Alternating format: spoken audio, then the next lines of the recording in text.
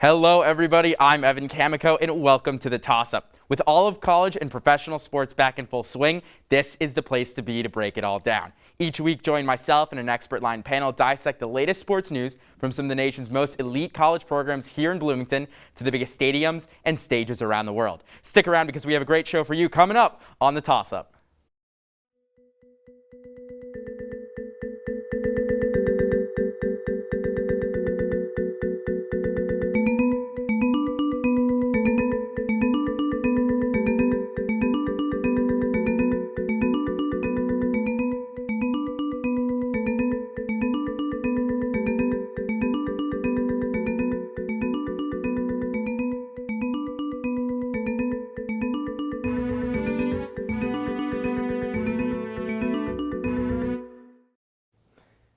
Although this was the topic on the first episode of the season, it is without a doubt the most talked about sport this season. So, on today's Toss-Up, we are bringing back men's and women's soccer. This season, both the men's and women's team have been dominating and changing the future of Indiana soccer as a whole. The men's team is currently ranked 3rd in the country, while the women's team was ranked 24th during the season. Led by Victor Becerra, AJ Palazzolo, and Spencer Glass, the men's team defeated Maryland by a score of 2-0 on Wednesday and have advanced to the Big Ten championship game against number 14, Penn State. But we'll have more on that later in the show. It has also been a great season for the women's program as well. The team was knocked out of the Big Ten tournament in the quarterfinal versus Penn State last Sunday. However, the Hoosiers finished their season with a 6-4-2 record and a breakout year. So, here to toss up both men's and women's soccer team season is our very own IUSTV beat reporters, Jack Edwards and Emma Watson. Jack, Emma, welcome to the show. Thanks for having me. Thank you for having us. Awesome. So, let's jump right into it. The women's team, 6-4-2 this year. Emma, we'll start with you. What factors really led to this breakout season? Defense, and defense. The team really improved in the defending qualities this season, especially coming from last season. Bethany Copel, the senior goalkeeper, was phenomenal in between the six this season. And then we had freshman Anna Ailing. I'm going to talk about her a lot on this show. She worked really well to provide a stable connection between the center backs and the defensive line. And then Olivia Vos as well.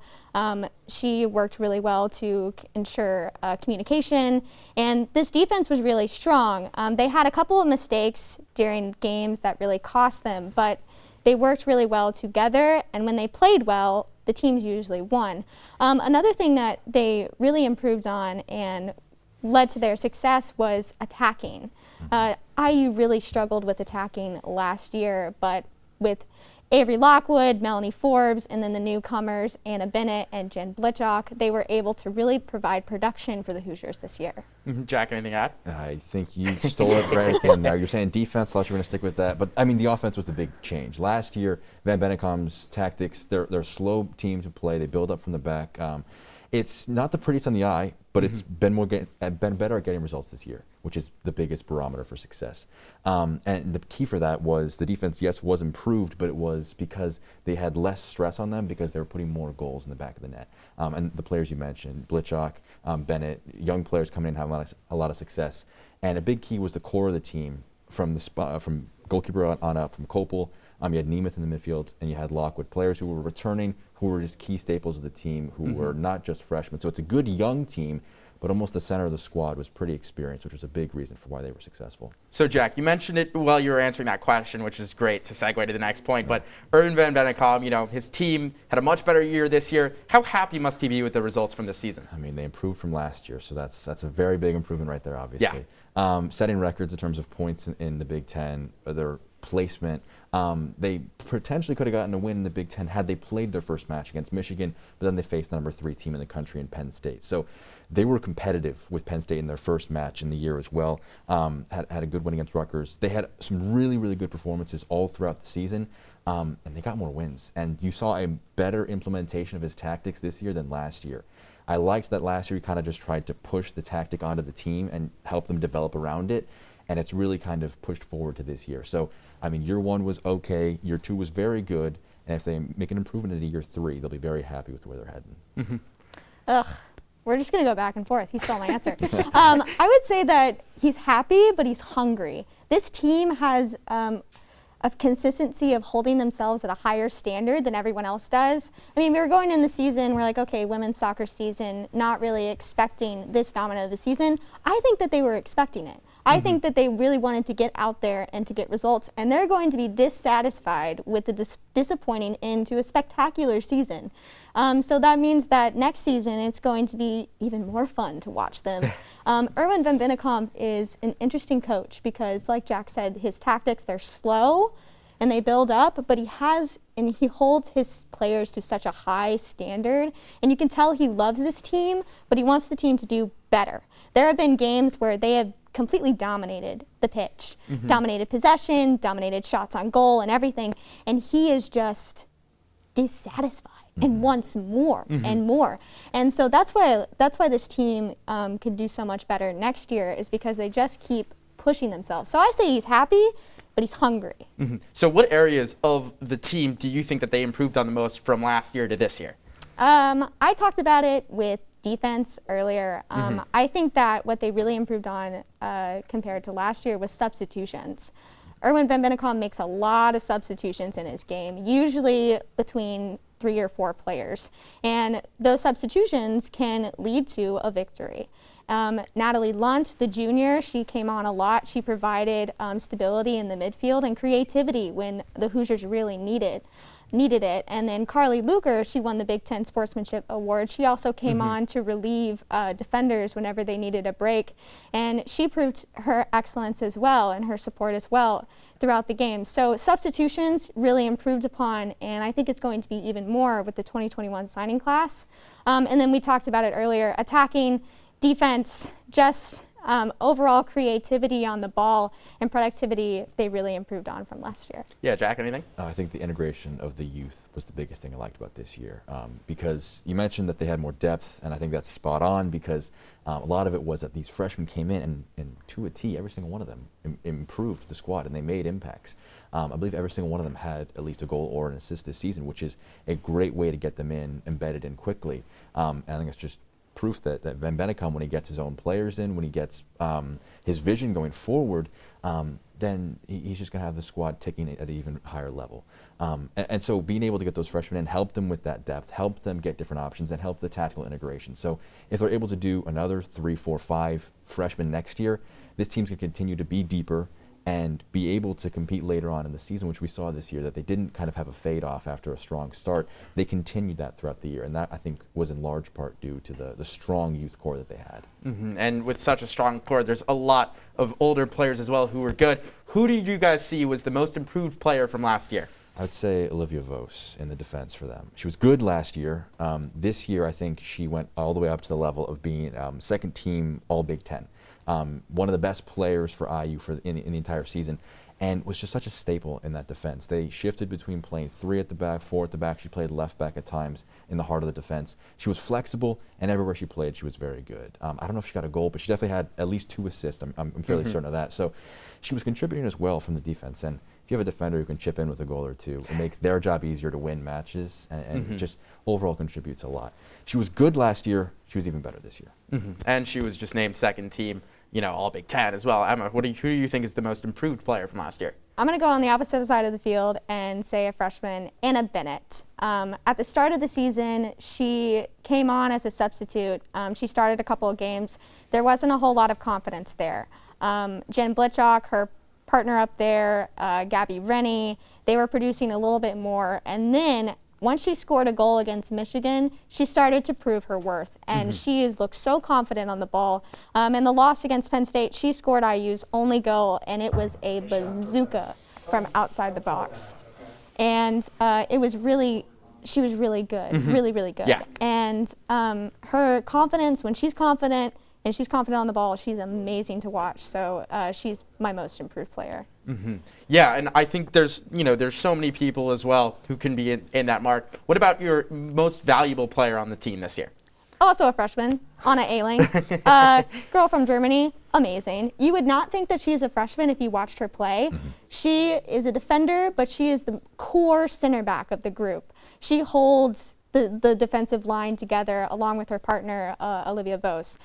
She has made some spectacular defensive plays throughout the season. So for me, they wouldn't be where they are without Anna Ayling, in my opinion. Yeah, and those two in the backfield are phenomenal. Oh, yeah. They make a great pair. Jack, what about you? I would say her job was made a bit easier by my MVP, Hannah Nemeth. She doesn't get enough credit, I don't think, wasn't in any of the all Big Ten teams, but she is phenomenal as a holding midfielder. She protects that back line very effectively. And I think as a senior, she'd be a big loss next year. She's not talked about like one of the better players in this team because she doesn't chip in with the goals and the assists as often.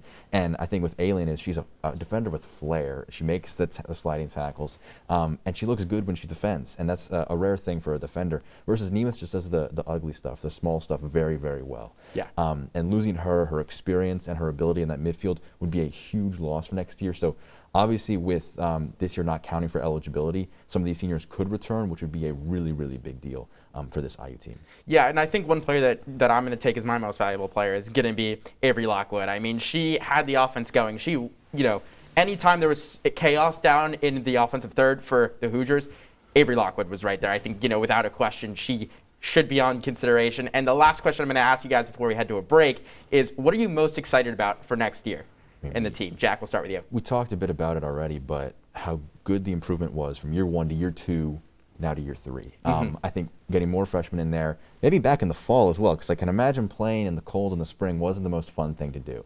They probably prefer that later in the year when you have a bit more motivation. It's a do or die moment. So I think back to a normal season, some more fans in the crowd. This is a team that's going to be very good next season. And just back to a normal season is going to be very exciting. And again, the freshmen, get a few more in there, continue this development.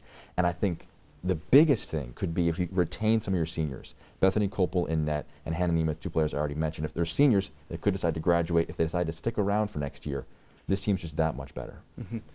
All 4 seniors are coming back. I believe that they released in a press conference earlier. There you So go, Jack. Bethany Kopel, Hannah Nemeth, That's great news. They're all coming back. So that's exciting because that experience, that core experience that Jack talked about earlier, they're returning. What I'm really excited for is this 2021 signing class. Just each signing class keeps getting better, and I'm really excited to see what happens with this. In the potential 2021 signing class, we have a replacement for Bethany Kopel if she decides to opt out or whenever she graduates, who's also from Germany. And so all these international players are coming in, and it's really exciting to get that diversity on the pitch because so many people have different play styles that are different from just the Midwest. So I'm excited to see that, and like Jack said, there's just more improvement, and this team could be really, really fun to watch next season. And the future of IU women's soccer program is going to be very bright. Coming up after the break, Gwen Parks joins the show to talk about the men's team and Spencer Glass's replacement in Brett Beebe. Then we kick it over to the men's side and talk about their postseason success and College Cup future. We'll be right back.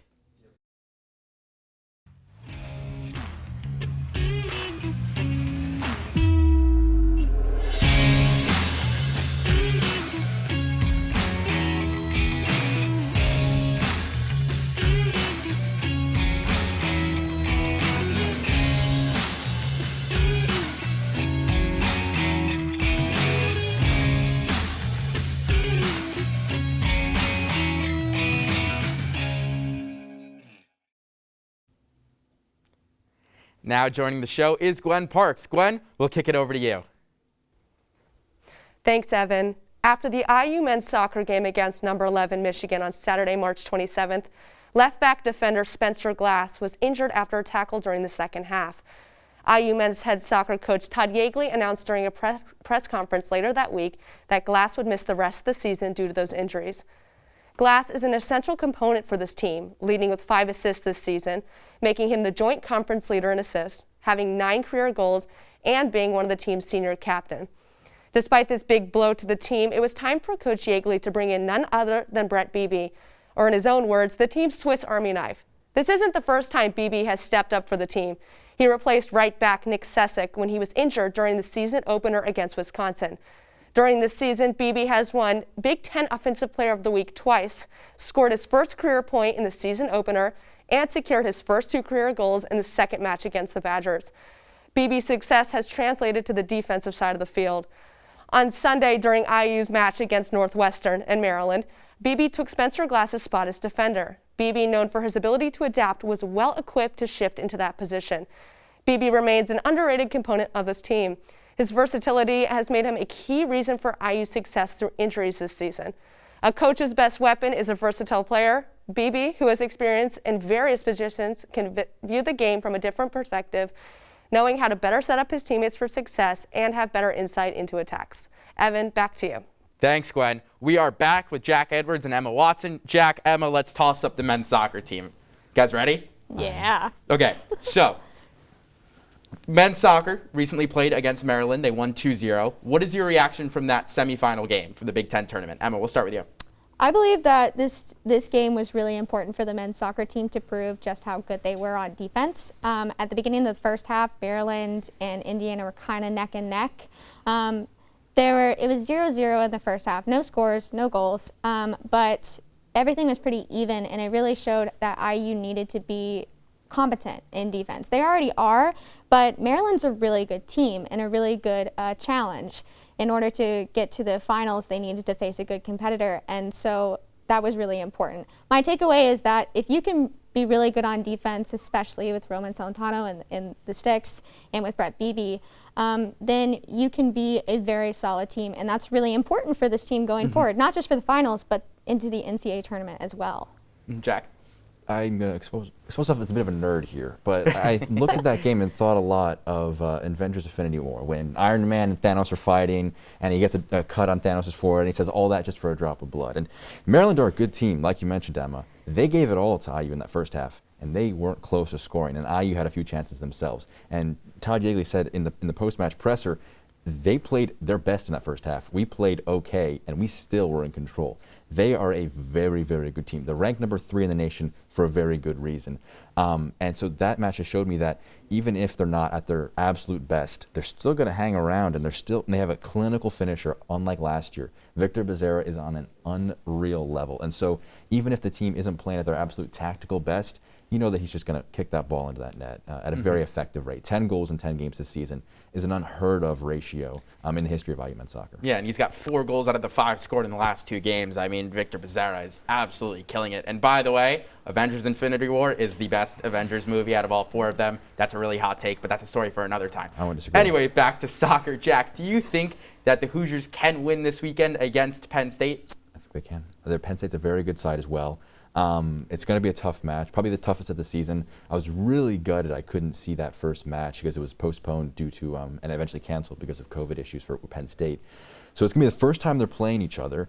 We saw against Maryland how that was kind of an interesting dynamic. Their first match was also canceled as well. So it's the first time these 2 heavyweights are meeting each other. They were, I believe, 1-2 in the preseason poll. And they're the 2 ranked teams left in the Big Ten, except for Michigan, I believe, as well. And so it's going to be a really, really tight one. And I think the big thing for IU is, can you get goals elsewhere from Victor Becerra? Because, yes, it's great when he's scoring, and I don't expect him to stop anytime soon, but you don't want to rest all your hopes on one man. Their second leading scorer is Ryan Wittenbrink with 4, and then no one else has more than 2. So a slight issue there, but as long as Victor Becerra is scoring, I think they'll count themselves up against anybody. Kind of like what Jack was saying. I'm going to say yes because I'm biased, obviously. I'm sitting in this chair. I go to the school. I'm biased. But in order to win, they're going to have to shut down a very competent Penn State midfield. The way that Penn State plays is fast and accurate and deadly. And they beat their previous opponent, I believe. Northwestern. Northwestern, thank you. They beat Northwestern 4-1, and with Pierre Reedy and Danny Bloyu and all of these other players that Penn State has, they're really competent in the midfield and they can be really deadly. What encourages me is IU's performance against Maryland, especially in the first half, where they were able to stop a very good Maryland attack and remain dominant. So if they can do that, if they can be stable on defense and communicate with each other in the midfield and try and stop any through balls or any sharp attacks, I think they'll be fine, and I think they can pull out a win. So we'll do a quick little recap of the season. Who, Emma, is your season MVP? Oh, I think I have to say Victor Becerra, but I'm not going to say Victor Becerra because I know Jack might say that. So I'm going to say Roman Celentano instead, the goalkeeper. He has 8 shutouts this season and 35 saves. He is phenomenal. All Big Ten first team, he's been amazing, and I don't think IU could be where they are right now without him.